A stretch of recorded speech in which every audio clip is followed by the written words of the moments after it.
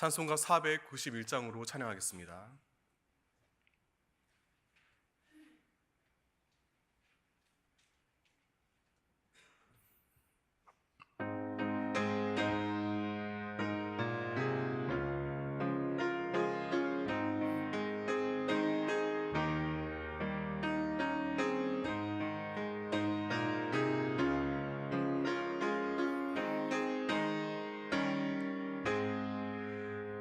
저 높은 곳을 향하여 날마다 나아갑니다. 내 뜻과 정성 모아서 날마다 기도합니다. 내 주연을 맘붙드사 그곳에 있게 하소서. 그곳은 빛과 사랑이 언제나 넘치옵니다. 괴로움과 죄가 있는 곳 나 비록 여기 살아도 빛나고 높은 저곳은 바라봅니다. 내 주연을 맘붙드사 그곳에 있게 하소서. 그곳은 빛과 사랑이 언제나 넘치옵니다.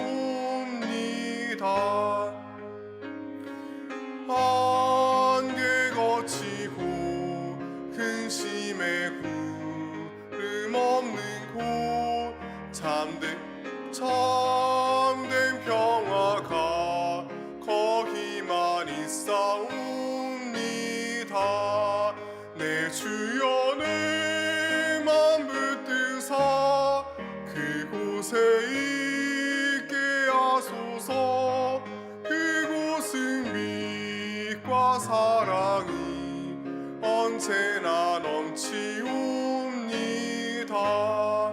험하고 높은 이 길을 쌓으며 나아갑니다. 다시금 기도하오니 인도하소서. 내 주연을 맘붙드사 그곳에 있게 하소서. 그곳은 빛과 사랑이 언제나 넘치옵니다. 내 주를 따라 올라가 저 높은 곳에 우뚝 서 낭 누리며 즐거운 노래 부르리. 내 주연을 맘붙드사 그곳에 있게 하소서. 그곳은 빛과 사랑이 넘치옵니다.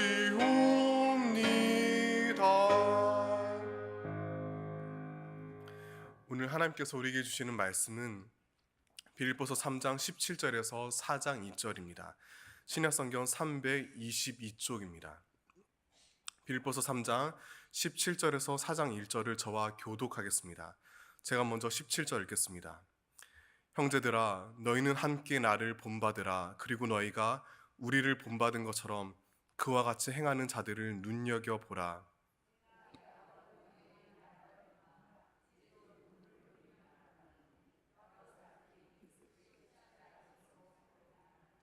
그들의 마침은 멸망이요 그들의 신은 배요 그 영광은 그들의 부끄러움에 있고 땅의 일을 생각하는 자라.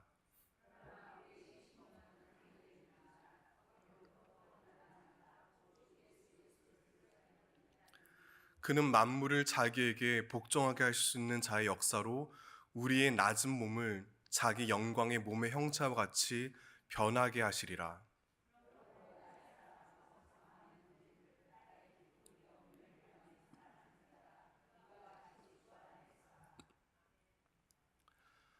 제가 초등학교 4학년 때 일입니다.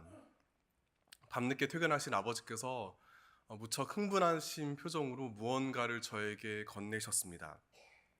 바로 홍정욱 씨가 지은 7막 7장입니다. 제가 아버지께 받은 처음이자 마지막 책 선물이었습니다. 이 자리에 계신 분 중 많이 기억하실 겁니다. 어쩌면 아직 집에 있을지도 모르겠습니다. 당시 24살 한국 청년이 무려 하버드 대학교를 우수하게 졸업하였습니다. 이 소식에 온 국민이 열광했습니다. 그야말로 홍정욱 신드롬이었습니다. 조기 유학 열풍이 거세게 불었고 그가 지은 책 7막 7장이 불티나게 팔렸습니다. 그 열기에 많은 학부모가 휩싸였습니다. 제 아버지 역시 그 중 하나였습니다. 저는 그때 일을 떠올릴 때마다 가슴이 먹먹해집니다. 제 부모님은 모두 남해안 섬마을에서 어렵게 자라셨습니다. 가정 형편상 두 분 다 교육을 제대로 받지 못하셨습니다. 삶의 여러 풍파를 겪다가 고향을 떠나 낯선 도시에서 힘겹게 일하며 어린 남매를 키우셨습니다. 그래서 가난한 아버지는 지금 당장 자녀들을 풍족하게 먹이고 입히지는 못하셨습니다. 하지만 손에 잡히는 대로 책 읽기 좋아하는 아들이 홍정욱 씨처럼 하버드까지는 아니더라도 큰 꿈을 품고 이루기를 바라셨습니다. 이 사건이 어린 저의 마음에 큰 영향을 주었습니다. 그 후 저는 국내외 여러 명문대 졸업생들의 에세이를 종종 찾아보았습니다.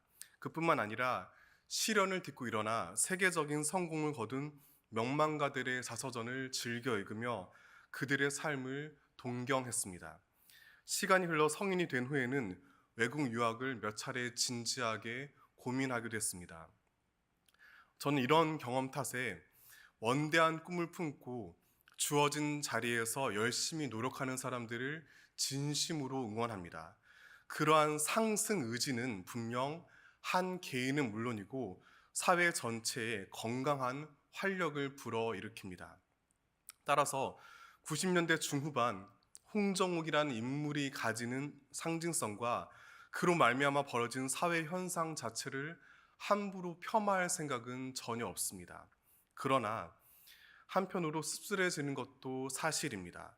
승자 독식의 엄혹한 경쟁 사회에서 모두가 피라미드 위에 오를 수는 없습니다. 누군가 승리의 트로피를 거머쥐었다면 나머지 수많은 사람은 패배의 쓴 잔을 마시게 됩니다. 거대한 힘의 질서는 반드시 어두운 그림자를 남깁니다. 따라서 승리를 거머쥐려 맹목적으로 달리는 세상 한복판에서 과연 무엇이 진리인지 차분히 고민해야 합니다. 그렇지만 너무나 가슴 아픈 현실은 믿는 자들 사이에서도 성공에 대한 왜곡과 오해가 넘쳐난다는 사실입니다. 소위 인류대학교를 졸업해 번듯한 직장에서 많은 연봉을 받거나 높은 지위에 오르면 하나님께 더 큰 영광을 돌릴 수 있다고 말하는 사람들을 종종 만납니다. 물론 그런 분들의 선한 의도는 공감합니다. 그 안에 수긍할 내용도 충분히 있습니다. 하지만 동시에 경계해야 합니다. 그런 생각들이 때때로 복음을 심각하게 변질시키기 때문입니다. 십자가를 지신 우리 주님의 뜻은 번번이 입시와 취직에 실패하는 청년들, 자녀를 돌보고 가정에 충실하느라 경력이 단절되어 허무함을 느끼는 어머니들, 억울하게 직업을 잃거나 애써 일군 사업장을 눈물을 머금고 닫는 아버지들을 통해서도 얼마든지 이루어질 수 있습니다. 전능하신 만유의 하나님은 그 모든 좌절과 결핍을 초월하실 뿐 아니라 오히려 그것을 사용하십니다. 이것이 바로 천대받던 변방성읍 갈릴리에서 가난한 자들에게 복이 있다 외치신 예수님의 복음입니다. 그렇지만 너무나 안타깝게도 이 생명의 진리를 교묘한 욕망의 논리로 뒤바꾸는 현실 앞에 마음 아프곤 합니다. 마찬가지로 오늘 본문에서 바울은 어느 한 무리 사람들을 가리켜 강하게 질책합니다. 18절 다 함께 읽겠습니다. 내가 여러 번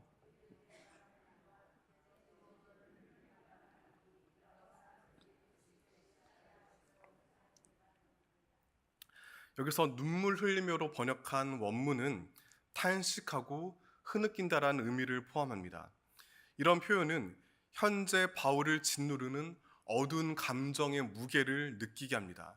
심지어 그들을 가리켜 거침없이 그리스도의 십자가의 원수라고까지 말합니다. 즉, 기독교 신앙을 전면으로 부정하는 불신앙의 절정입니다. 그렇다면 대체 이들은 누구일까요?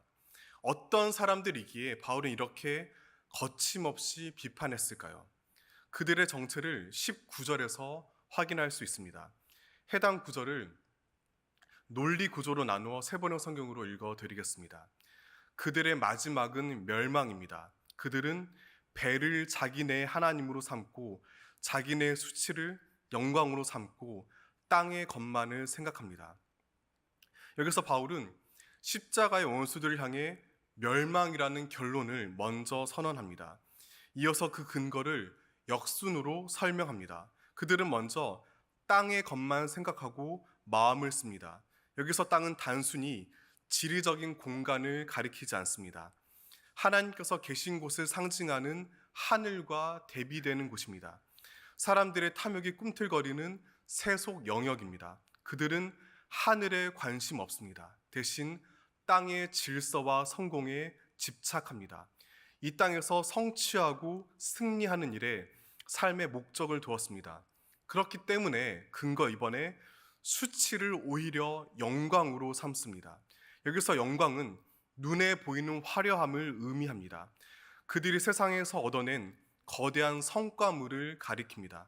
그것은 사람들 보기에는 휘황찬란합니다. 그래서 여기저기 으스대며 자랑합니다. 끊임없이 과시하고 함부로 휘두릅니다. 그러나 하나님 보시기에는 부끄럽고 추합니다. 땅에서는 그럴듯해 보일지 몰라도 하늘과 전혀 무관하기 때문입니다. 그 결과 십자가의 원수들은 근거 3번에 보시듯 마침내 배를 자기네 하나님으로 삼습니다. 이 문장을 두고 많은 논란이 있습니다. 상당수 학자들은 어떤 음식을 먹어도 되는지 아닌지를 과도하게 따지는 것으로 보았습니다. 즉, 음식 규정을 비롯한 율법에 문자적으로 지나치게 매달리는 것으로 해석하였습니다. 그러나 본문 맥락을 찬찬히 살피면 이 땅에서 거둔 허무한 영광에 취해 배를 가득 채우는 탐식과 음란 등의 방탕으로 이해하는 게 자연스럽습니다. 결정적인 근거가 있습니다. 로마 사회에서 경제생활 기초는 조합입니다. 같은 직업이나 사업에 종사하는 사람들이 모여 만든 조직입니다. 최근 연구에 따르면 그 조합의 단체 식사 자리에서 여러 무질서하고 방종한 추태가 자주 일어났습니다. 당시에 그런 불건전한 행태를 비판했던 문서가 지금도 많이 남아 있습니다. 바울은 그러한 사회 문화를 토대로 이와 비슷한 악을 저지르는 사람들 향해 비판의 칼날을 날카롭게 세웠습니다. 그들은 주 하나님을 의지하고 따르지 않았습니다. 통제받지 않는 욕망이 곧 하나님이었습니다. 그 결과는 너무나 명확합니다. 바로 멸망입니다. 주님께서 내리는 도저히 피할 수 없는 엄중한 심판입니다. 그런데 여기까지 보면 바울이 이렇게 분개하는 십자가의 원수들이 불신자라고 추측하게 됩니다. 매 주일 함께 신앙생활하는 사람들에게서는 도저히 상상하기 힘든 삶의 목적과 태도와 결과를 보여주기 때문입니다. 따라서 로마 시대 방탕한 조합원들처럼 하나님과는 전혀 무관하게 사는 사람들을 언뜻 떠올리기 마련입니다. 그렇지만 매우 놀랍게도 그들은 빌립보 교회 교인, 즉 신자입니다. 어떻게 이것이 가능할까요? 어떻게 그리스도인이면서 십자가의 원수가 될 수 있을까요? 어떻게 이런 끔찍한 부조화가 일어날 수 있을까요? 답은 분명합니다. 교회 생활은 하지만 정작 그리스도의 십자가를 온전히 받아들이지 않아서입니다. 그들에게 복음은 자기 탐욕을 정당화할 이용 수단에 불과했습니다. 예수님을 좋아하고 그분께 매력은 느끼지만 십자가의 정신과 삶은 부정했습니다. 하늘에 계신 하나님의 깊은 뜻을 헤아리지 않았습니다. 역사의 마지막에 마침내 이루어질 주님의 다스림에 마음을 두지 않았습니다. 그 대신 땅에서 일어나는 세상 살이에만 골몰합니다. 어떻게 해서든 더 높이 오르려 하였습니다. 어떤 대가를 지불하든 더 많은 것을 손에 움켜쥐려 했습니다. 그리하여 마침내 세속적인 기준에서는 눈부시게 화려한 성과를 거두었습니다. 그러나 그 모두는 주님 보시기에 더럽고 수치스러울 뿐입니다. 그들은 성공에 취해 예수님이 아닌 자기 배를 하나님으로 여겼습니다. 그들로 말미암아 빌립보 교회 안에 어떤 어려움이 있었는지 구체적인 상황을 알 수는 없습니다. 하지만 교회의 존립을 뒤흔들 정도로 복음이 심각하게 변질되었다는 사실은 분명합니다. 이것이 바로 바울이 격정적으로 아픔을 토로하는 이유입니다. 그런 까닭의 사도는 왜곡된 신앙을 바로잡는 참된 진리를 20절에 기록합니다. 다 함께 읽겠습니다. 그러나 우리의 시민권은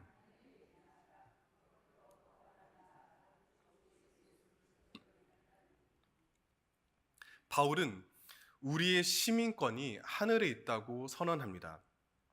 이것서 시민권으로 번역한 헬라어는 폴리튜마인데 곧바로 옮기면 국가입니다. 상당히 복잡한 의미를 지닌 정치 용어입니다. 이 단어는 당시 로마 제국의 정복 정책을 반영합니다. 로마는 각 식민지마다 본국 시민과 퇴역 군인들이 편안하게 모여 사는 집단 거주지를 만들었습니다. 해당 지역과 상관없이 제국 시민권자의 이익을 철저히 우선하는 공간입니다. 그곳을 가리켜 폴리튜마라고 불렀습니다. 정확하게 일치하진 않지만 우리나라에 있는 미군 기지를 떠올리면 이해하기 쉬우실 겁니다. 평택에 있는 캠프 험프리스의 경우 여의도 3배의 규모입니다. 거기에는 학교, 도서관, 병원뿐만 아니라 영화관과 대형 체육관이 있습니다. 미국의 여느 도시 풍경과 비슷합니다. 한마디로 작은 미국입니다. 영어를 사용하는 것은 물론이고 교통 신호 체계를 비롯한 모든 문화와 질서가 미국과 같습니다. 그곳에 있는 미군과 가족들은 한마디로 한국에서 미국을 사는 사람들입니다. 마찬가지로 빌립보에 거주하는 로마 시민들에게는 빌립보에서 로마를 산다라는 자긍심이 있었습니다. 빌립보가 로마의 대표적인 식민 도시, 즉 폴리튜마이기 때문입니다. 그런 까닭에 바울은 자기 편지에서 유일하게 여기서만 이 단어를 사용하였습니다. 빌립보 교인들에게 생생하게 와닿는 개념이기 때문입니다. 마찬가지로 바울은 그리스도인의 시민권, 즉 궁극적인 소속과 다스림이 바로 하늘에 있다고 외쳤습니다. 비록 이 땅에 발을 딛고 살지만 참된 정체성은 하늘에 있다고 알려줍니다. 바울은 로마 지배 아래에 있는 땅의 현실을 분명 인정합니다. 땅은 빌립보 교인들이 매일 생활하는 공간입니다. 충분히 존중해야 할 삶의 터전입니다. 하지만 땅에만 머물러서는 안 됩니다. 세상이 요구하는 탐욕의 법칙이 아닌 하늘 뜻을 살아가야 합니다. 그러므로 성도는 그 하늘로부터 다시 오시는 구원자 예수 그리스도를 기다리는 사람들입니다. 여기서 구원자로 옮긴 헬라어 소테르는 신격화된 황제의 은혜를 의미합니다. 로마 황제는 자신을 제국 시민의 건강과 재산을 안전하게 지켜주는 소테르, 즉 구원자로 온 제국에 선전했습니다. 그런 까닭의 사도는 의도적으로 예수님을 소테르라고 불렀습니다. 세상을 참으로 구원하는 길은 화려하고 거대한 로마 제국의 힘과 질서가 아니라 그리스도의 십자가이기 때문입니다. 그런데 바울이 이 진리를 이토록 뜨겁게 부르짖을 수 있었던 이유는 무엇일까요? 바로 그 자신이 하늘 시민권을 따라 담대히 살아왔기 때문입니다. 관련하여 바울의 일생을 되짚어볼 필요가 있습니다. 바울은 지중해 대표적인 항구 도시인 길리기아 다소에서 로마 시민권을 가지고 태어났습니다. 그곳은 상업과 학문의 중심지였습니다. 그는 거기서 자연스럽게 헬라 철학과 수사학을 익히며 자랐습니다. 동시에 태어난 지 8일 만에 할례를 받은 바리새인입니다. 율법으로 흠잡힐 만한 게 없는 정통 유대인입니다. 게다가 예루살렘으로 유학을 와서 당대 최고 랍비인 가말리엘의 제자로 들어가 율법을 공부하였습니다. 이런 바울의 삶을 우리의 일제강점기 상황을 예로 들어 보겠습니다.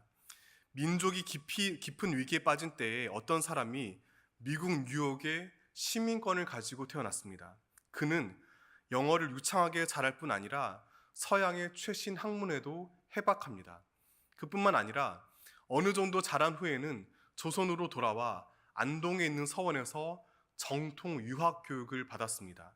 그는 당연히 어려움에 처한 나라를 일으킬 유능한 인재로 기대를 한 몸에 받게 됩니다. 그 앞에는 인생의 탄탄대로가 넓게 열려 있습니다. 자기가 속한 민족 전통 문화는 물론이고 보편적인 국제 정세에도 능통하기 때문입니다. 바울이 그러했습니다.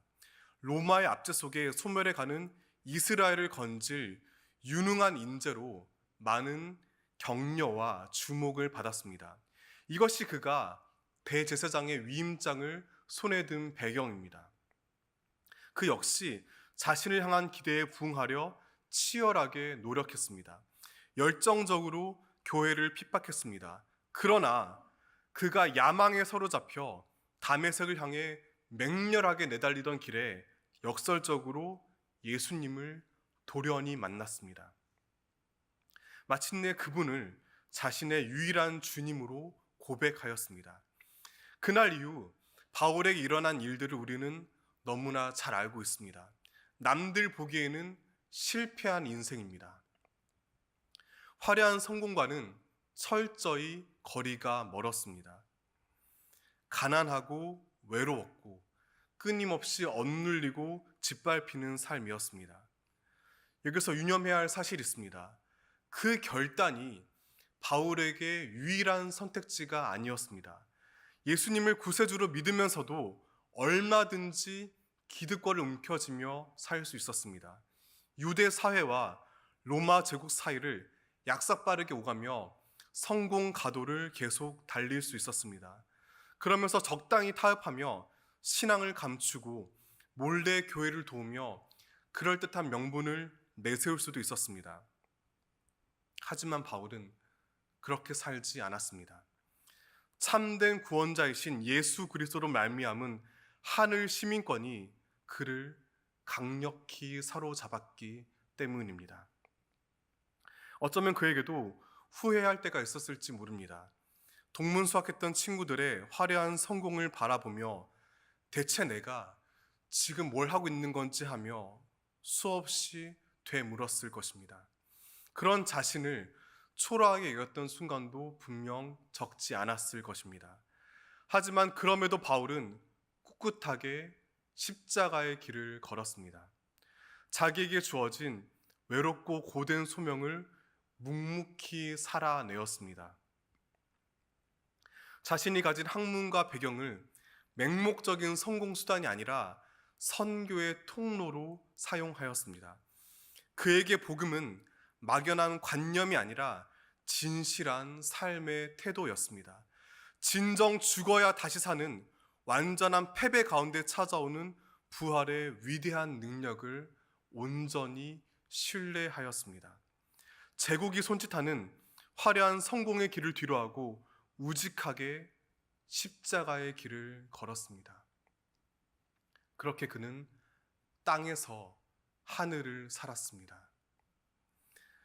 이러한 말씀을 묵상하며 제 마음에 떠오른 역사 속 한 장면이 있습니다. 1919년 2월 8일 그날 일본 동경에는 30년 만에 폭설이 내려 온 도시가 하얗게 변했습니다. 그 사이를 헤치고 조선인 청년 600여 명이 결연한 표정으로 YMCA 회관에 모였습니다. 외부적으로는 조선 유학생 하구회의 정기 총회로 소집되었습니다. 하지만 총회는 개회 기도 후에 곧바로 조선 청년 독립단의 독립선언식으로 바뀌었습니다. 유학생 대표 백관수가 조선 독립선언서를 낭독했고 김도연이 결의문을 주창했습니다. 곧바로 독립만세 소리와 환호성이 가득 울려 퍼졌습니다.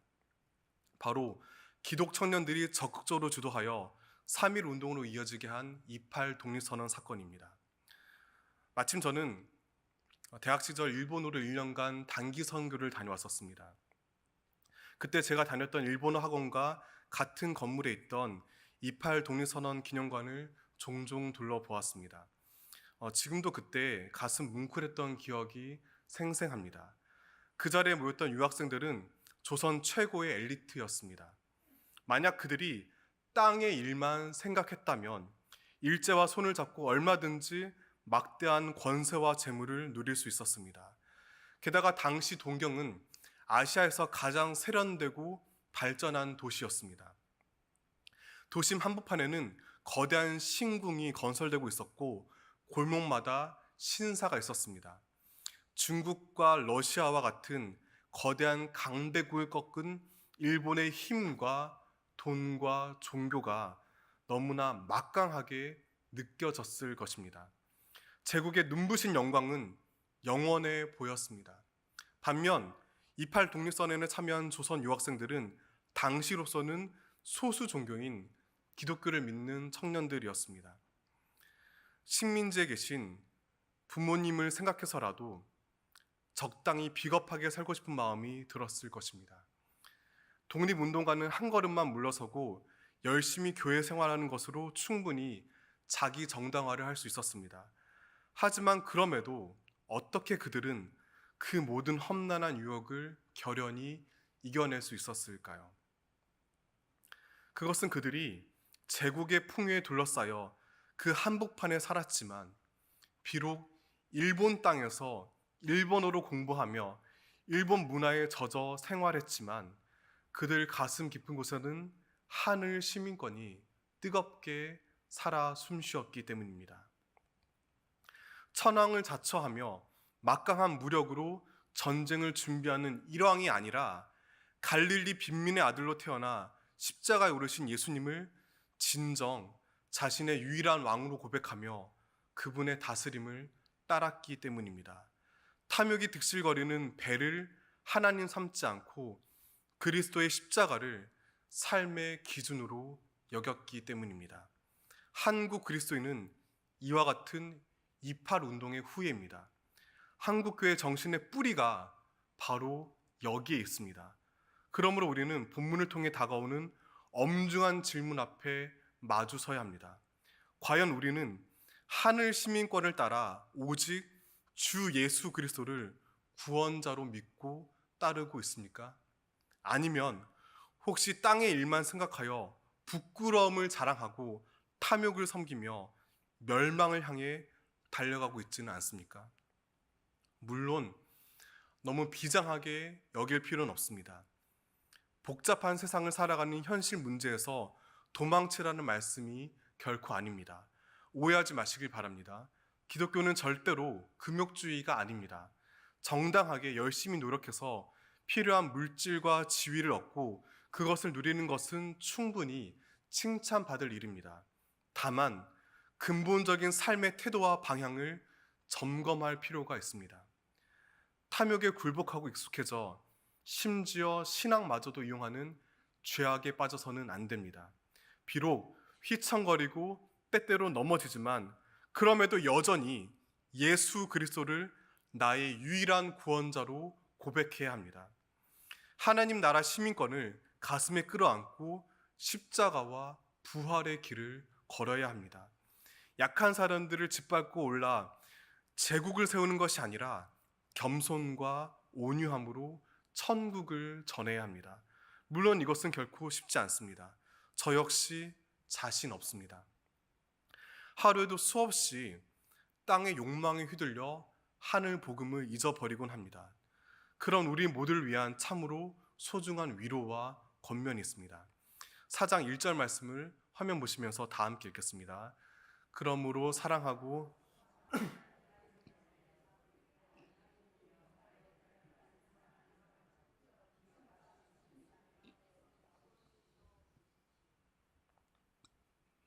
이 말씀은 앞서 나눈 빌립보서 3장 후반부에 대한 결론입니다. 땅에서 하늘을 살아가는 이들이 경청해야 할 진리입니다. 하나님께서는 바울을 통해 당신의 자녀들을 이렇게 따뜻하게 위로하셨습니다. 그 위로 가운데 우리는 주님 안에 굳건히 서야 합니다. 이 구절을 오늘 설교 내용에 비추어 문장을 덧붙여 읽어드리고 말씀을 마무리하겠습니다. 그러므로 학벌과 재산과 지위와 출신 배경과 상관없이 하나님의 드넓은 품 안에서 사랑하고 사모하는 나의 형제 자매 여러분, 삶의 여러 시련으로 비굴하고 초라해 보이지만 예수 그리스도 십자가로 말미암아 나의 기쁨이요 나의 멸관인 사랑하는 여러분, 세상의 허무한 욕망을 따라 애써 자신을 포장하지 말고 이와 같이 그 어떤 좌절과 실패에도 우리를 끌어안으시는 위대한 패배자인 주님 안에 굳건히 서 계십시오.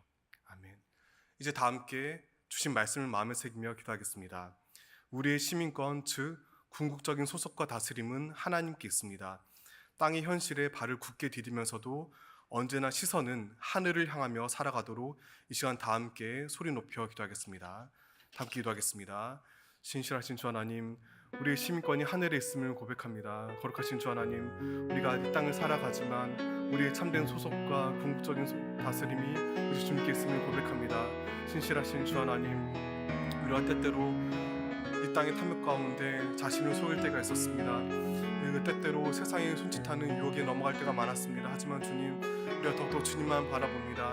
세상의 질서와 세상의 숨을 따르지 않게 하시고 오직 주님만 의지할 수 있기를 간절히 구합니다. 저희 연약함을 불쌍히 여겨주시고 늘 하나님과 동행하여 십자가의 길 얻게 하여 주옵소서. 오 주님 함께 하시고 불쌍히 여기시옵소서.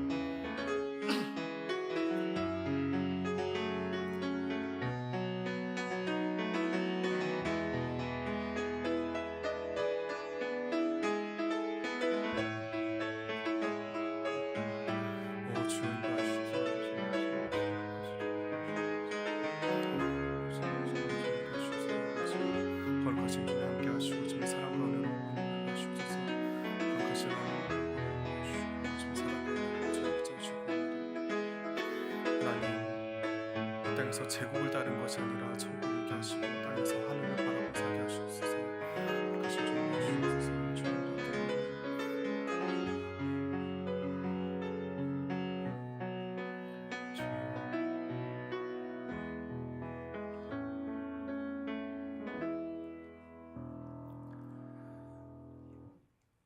참된 왕이신 하나님, 때때로 이 땅의 어리석은 경쟁에 골몰하였습니다. 화려해 보이지만 실상 부끄러운 성공을 자랑하였습니다. 허무한 탐욕에 빠지기도 하였습니다. 그 모든 죄악을 회개합니다. 십자가를 대적하며 걸어가는 길 끝에는 오직 멸망뿐임을 올바로 깨달아 알게 하옵소서. 성도의 시민권은 하늘에 있음을 믿습니다. 십자가를 지시고 다시 사신 주 예수 그리스도만이 참된 구원자이심을 삶으로 고백하기 원합니다. 그리하여 발은 땅의 현실 위를 굳게 디디지만 마음의 중심은 저 높은 곳을 향하며 하늘을 살아가게 하여 주시옵소서. 저희 낮은 몸을 영광의 몸으로 변화시키시는 예수 그리스도 이름으로 기도드립니다. 아멘. 교회 소식 말씀드리겠습니다. 순 지도자 세미나가 다음 주 화요일 27일 오전 10시부터 다문화 교회에서 있습니다. 교회 출발은 오전 9시 30분입니다. 다문화 교회 겨울 수련회가 오늘 토요일부터 있습니다. 많은 관심과 기도 부탁드립니다. 나머지 광고는 주보를 참조해 주시길 바랍니다. 축도하겠습니다. 저희 삶의 궁극적인 근거이자 토대이며 이유이신 주 예수 그리스도의 은혜와 아버지 하나님의 사랑과 성령님의 사귐이 땅에서 하늘을 살아가길 다짐하는 승리교회 온 성도 가운데 영원히 함께 하시기를 축원합니다. 아멘.